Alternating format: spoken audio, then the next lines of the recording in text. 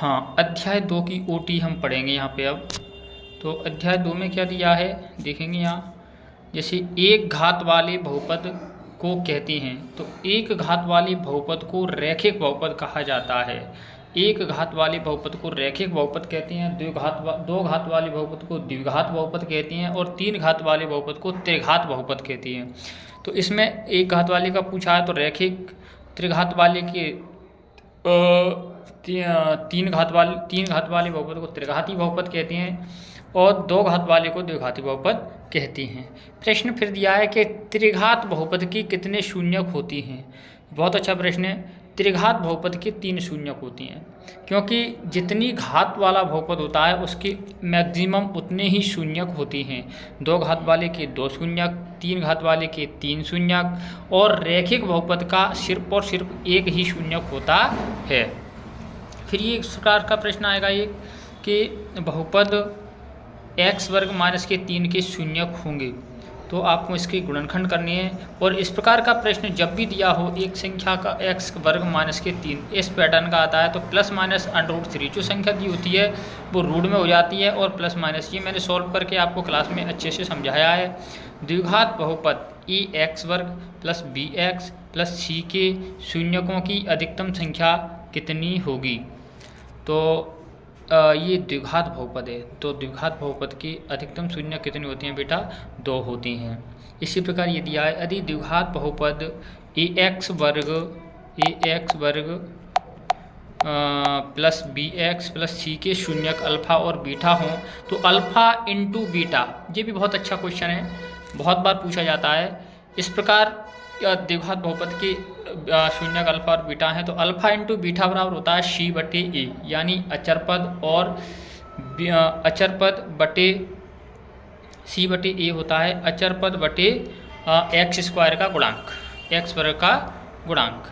दूसरा आता है द्विघात बहुपद की शून्यक अल्फ़ा बीटा है, तो अल्फ़ा प्लस बीटा बराबर होता है माइनस के b बटे a, ये ध्यान रखना है, a c बटे a और माइनस के b बटे a, ठीक है।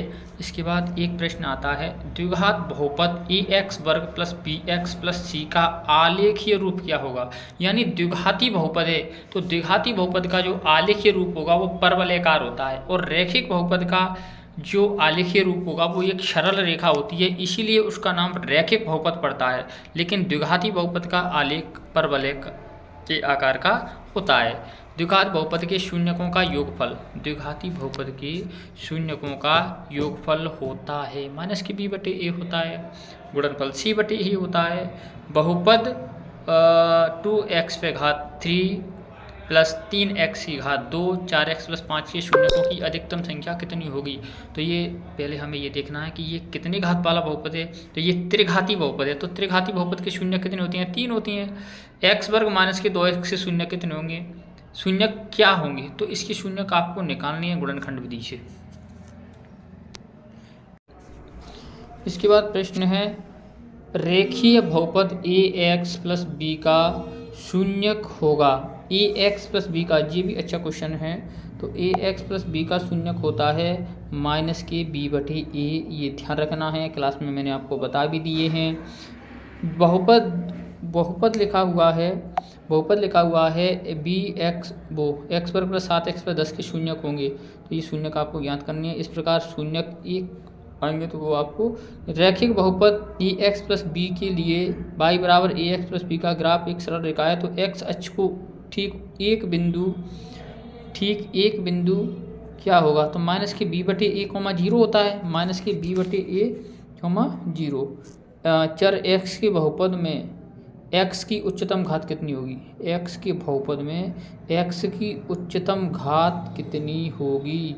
जो बहुपद x की उच्चतम घात कहलाती है, तो वो x की उच्चतम घात उस बहुपद की क्या कहलाती है, घात कहलाती है।